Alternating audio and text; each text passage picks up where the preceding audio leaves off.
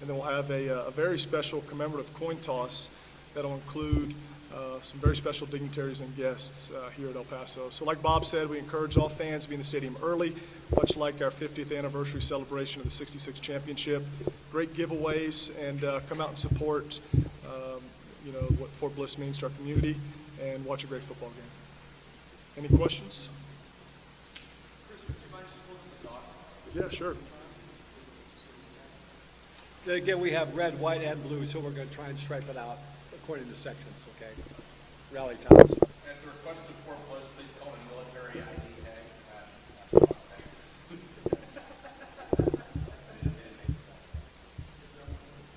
Any other questions? Are there to stop the option?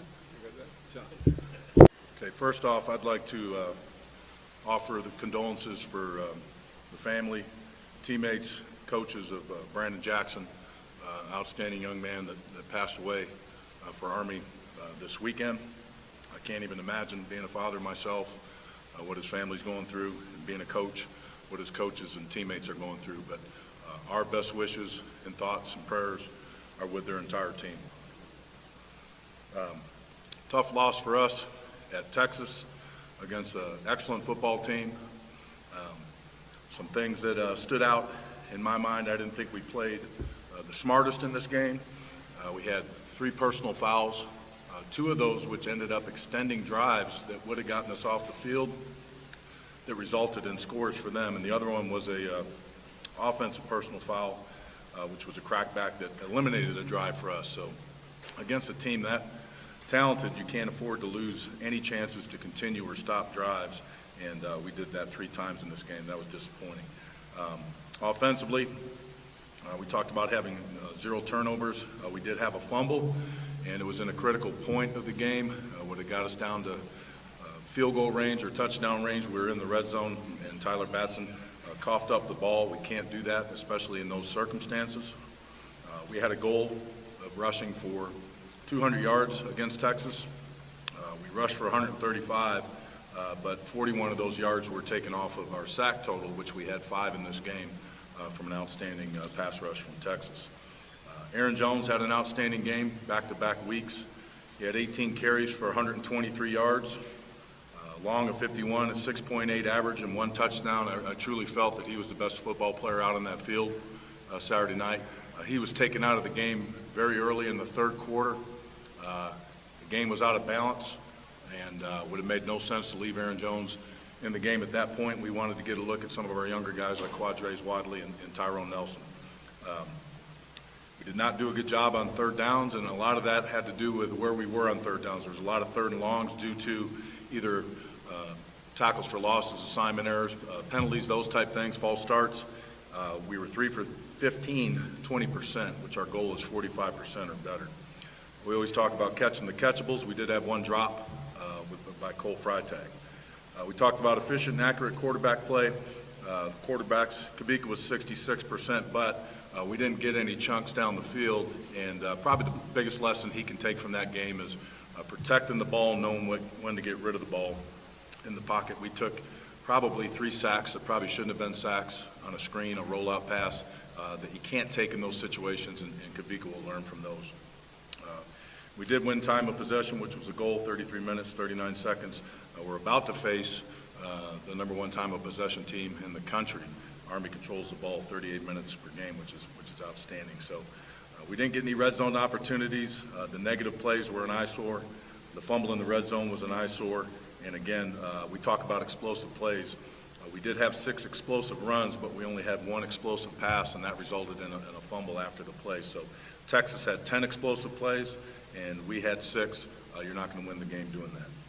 Defensively, we talked about getting 2+ turnovers. We did get 1, and really it was a great hustle play by Dante LaViolette that resulted in a touchback. He never quit on the play. He hustled to the end zone and popped the ball out before it hit the end line and went out the back of the end zone. So that stopped the offensive score from happening.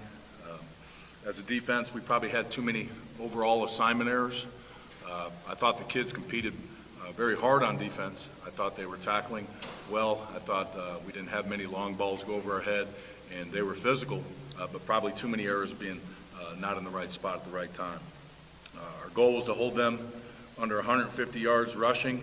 We came close. They had 171 yards rushing, and a lot of that was some zone reads by the quarterback. I thought they did an outstanding job on the three big backs, 33, 25, and 18. Those guys were held below 3.4 yards per rush, which they kind of gashed Notre Dame the week before. We did generate heat on the quarterback, which was good to see. Nick Usher had 2 sacks, and Jason Van Hook had his first sack. This kid keeps coming on. He keeps making plays, not only on defense and special teams, and you'll see him out there. Dante LaViolette had an outstanding game. He had 8 tackles, 1 tackle for loss, and 1 forced fumble. Alvin Jones, unfortunately for us, was injured in the second quarter. He had an ankle sprain. Don't know his availability for this game. I know he's going to work hard to get healthy for this game, but I couldn't tell you right now if he could play. But he was on course to have a monster game. He had 10 tackles in a quarter and a half, and they were all physical tackles on their backs on 18. He was flying around, and it's a shame that he got injured in this game. I think it set us back a little bit and had to move some moving parts. We talked about handling the tempo, getting lined up. We really didn't have any issues with alignment or communication in this game. I thought the defense handled that extremely well. And the defense for the second week in a row has gotten off the field on third downs. They were only 3 for 12 on third downs, 3 of those resulting in sacks. They were only 25%. So if we continue to play at that clip on third downs, that bodes well for us as a team. As I mentioned, explosives, they had 10. They had 5 each in the run game, passing game, and they really only had 1 true ball over the top of us that the safety didn't get over the top of that ended up being a 46-yard touchdown. And then in garbage time, they thought it was appropriate to throw one up at the end, and they got one then as well. So that's their choice. We did have a goal line stand after a fumble that resulted in a field goal, and to me that was the most impressive statement of the game because the defense just, their back was against the wall. They were going against the 18-wheeler package, and 3 straight downs they had negative plays, which showed that they were playing with determination. So I was very pleased with the defense, the progress we made. Really, it didn't show on the scoreboard, but the progress from the first game to the second game, there was a lot of progress made. Special teams, I thought we took a little step back. We had a punt blocked right up our shield. It's on film for everybody to see, so I would anticipate teams are going to come after us there. We need to rectify that. Luna only had a 37-yard average because of that. He did have 1 long of 52. Punt return, we had a fumble, an inexcusable fumble, fielded right there at the 10-yard line, which they recovered at the 4, but again, I think the defense did a great job putting out the fire after that, and then that fumble was recovered by Justin Rogers on a hustle play, but we cannot misjudge fielding punts, and that was by Terry Janelle. Kickoff cover, we always have a goal of no returns past the 20. We had 2 touchbacks by Maddox. We haven't had a return past the 20 this year, and that's a trend that we want to continue. Kickoff return, we saw both Terry Janelle. Terry had a long of 21. Walter Dong got his first action. I think you see a little bit what he can do. He had a 27-yard return. His second return was probably not a wise judgment of trying to bounce that thing. He's not in high school. He needs to learn to hit the seams, and he'll do that, but he's got a lot of talent. He also had 3 catches in limited action in the fourth quarter on offense. So another young, talented minor that I think you'll see on the field more and more. We were 100% on PAT field goal, and we didn't get any blocks, although we had good pressure on their field goal kicker. So some things to clean up, the penalties, the negative plays on offense. Defensively, again, I thought it was a very good effort, and it was a step forward, even though the final score didn't indicate. There was a lot of things to be pleased from. From an injury standpoint, we're hoping to get back Zach Greenlee this week. That'll be remaining in the balance throughout the week, and then Alvin Jones will be day-to-day, and again, I do know that if he can play, you won't be able to keep that young man off the field. So that's where we stand as far as coming out of the Texas game. Heading to Army, first off, utmost respect for that program and all military academies. I think this is a special game for not only our football team and program, but also the community. And I really hope that all the Miner fans, all the soldiers from Fort Bliss, all the people that respect the military in our country come out and fill up the Sun Bowl. It could be a special day. As far as their team, they're 2-0. They beat a Temple team that was in the top 25 last year and beat them handily. And they beat Rice, who has always been a solid team in our own conference. We know those guys ourselves. They've been consistent by quarter. They've scored a touchdown in every quarter. They're #1 in the nation in time of possession because of the offense that they run, a triple option with some wishbone thrown in there. And they're minimally penalized. You would expect that from a military academy. They're very disciplined. Offensively, they're scoring close to 30 points a game, 338 yards rushing a game, which is tops in the country. They don't throw the ball much. When they do, they get open receivers when they get the safety's eyes kind of occupied in the backfield. But they're averaging 379 yards per game. The things that really stand out, they're 46% on third downs because they're usually in very manageable third downs because of their effective run game. And they're 8 for 10 in red zone touchdowns, 80%. They've only been sacked twice, and they do a very good job of protecting the ball. They have not turned the ball over yet this year. They have 6 returning starters from 2015. It all starts with their fullback, Davidson. He's 6'2", 220. He's a horse. He hits the hole quickly. He only has 1 negative play the entire year so far. He averages 5.1 a carry and 5 touchdowns already, and he averages 114 yards a game. The quarterback makes everything go. Great decision maker, handling the triple option that they run. He's their second leading rusher, and he's also got a long of 31 passing. They got a very big target at receiver, Edgar Poe, who's also, believe it or not, at 6'4", 222 pounds, is their punt returner. So he's a talented guy. He leads the receivers in receptions. Also, he has a 19-yard average. They get big plays when they do throw it. They have 2 very talented wing slots that we call them. Both of those guys, number 3 has a 6.8 yard per carry average, Asbury, and then number 22, Campbell, has an 8.7 yard per carry average. So their wing slots are their explosive playmakers, and the horse in the middle is number 40. They have a very experienced, athletic offensive line. These guys get after it. A lot of cut blocking, a lot of angle and veer blocking, and they're quick to get up to the linebackers.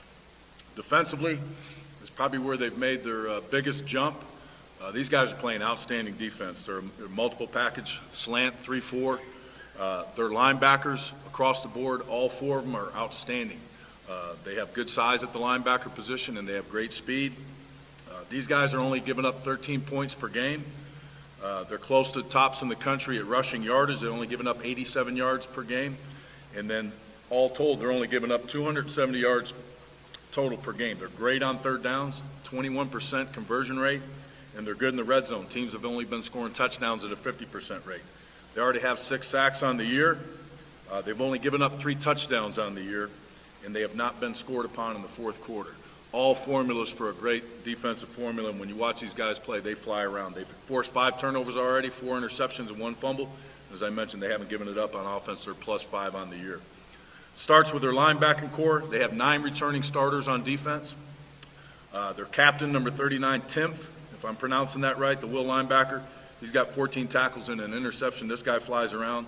Their Mike linebacker, King, he's also team captain, 246 pounds. He's a thumper, but he also runs well. He's got 11 tackles, 2 tackles for loss and a sack, and a forced fumble. The rush linebacker, number 56, Brinson, has 2 tackles for loss, 2 sacks. And number 21, Ackerman, 6'1", 228 junior, leads the team in tackles for losses. So they're getting great production from all 4 of their linebackers in a 3-4 system.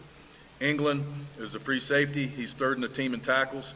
The field corner, Hyatt, 4th in team in tackles, has a tackle for loss. And then their most active D lineman is number 59, Boyd, a 250-pound guy that leads their D lineman in tackles for loss and sacks. So they're an active front, linebackers that can fly, safeties that are physical, and they do a nice job in the passing game when teams do pass it. So a very experienced physical defense that can fly around. Special teams, their punter has a 45 long. They have had 1 blocked. Their punt return, they use multiple formations on their punt. Their punt return, as I mentioned, is the big receiver, 6'4", 222 pounds. He's got a long of 9. Kickoff cover, the kicker has 6 touchbacks, and their opponents have only been averaging 13 yards per return, so very active on kickoff cover. And then kickoff return, number 8, and Campbell, their other slot, have a 23 and 25-yard average, so they have capable returners. Their field goal kicker is 1 for 3 this year. Their holder is their quarterback. We always need to be alert of that. And then PAT field goal block, I think it's necessary that we try to get pressure. They do a lot of what we call swinging gate and multiple formations, lining up on their PAT field goals that we got to be on our screws and have a lot of preparation to be ready for. So we're going to face a 2-0 team that's very confident right now. They haven't been 2-0 in a while. They're playing energized football. I'm sure that they're thinking that they can come down here and be 3-0. And again, just like every week, our mentality is not about the other team. Our mentality is about our team and what we need to do to get better from week to week, and what we need to do to get ready to play these guys. But schematically, when you're talking the triple option on offense and the slant 3-4 on defense, presents problems for us that we're going to have to work hard and be on our screws. But looking for a jump from our team from this past game, put it behind us. We have a 24-hour rule, whether we win or lose, play good, play bad, and then we're on to the next game. And right now we're on to a very exciting game versus Army. Any questions? Was the team emotionally after the Texas game? How are they? They were disappointed. This team's very competitive. They want to win. They expect to go in and win every game. Now, was that realistic going against Texas?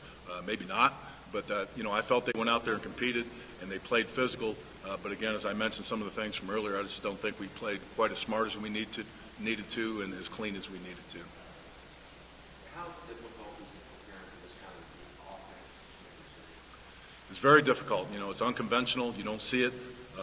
If you see it once a year, you're lucky, and there's not a lot of time to prepare for it. It kind of changes your rules. You have to be very disciplined. Somebody always has to have the dive. Somebody always has to have the pitch. There's always has to be somebody on the quarterback.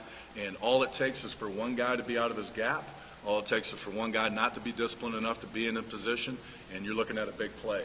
And if the safeties get too flirty in the backfield and coming downhill and trying to stop the option, they can put one over your head too. So very difficult to defend.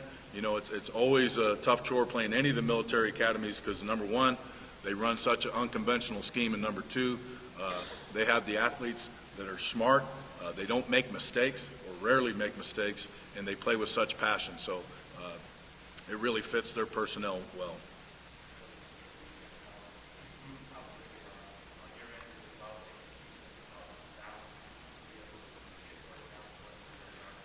Yeah, we got to do a better job of having sustained drives, and they're tough to drive against. A lot of pressures.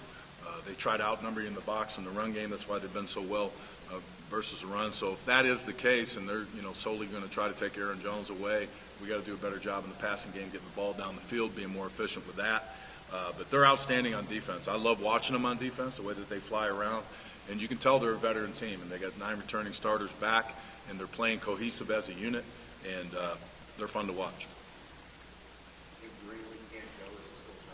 There'll probably be a little bit of both, and try to utilize those guys the best of their talents that we can.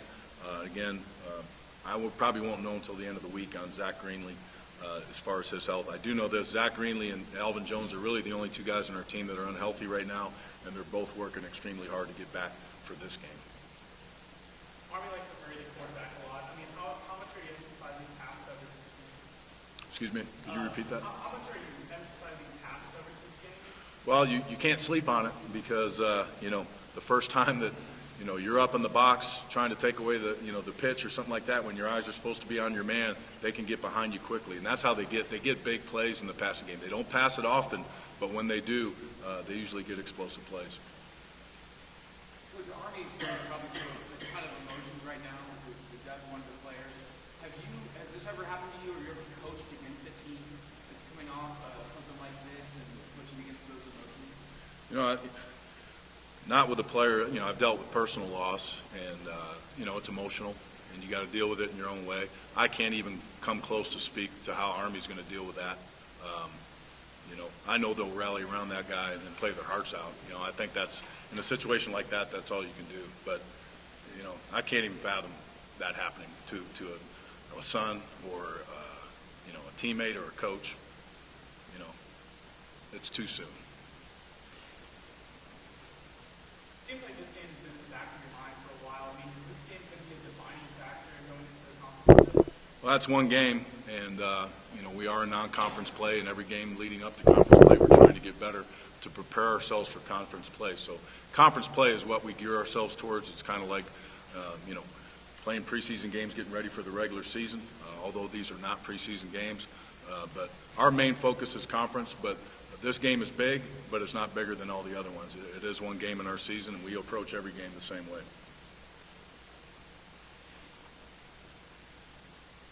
Everybody good?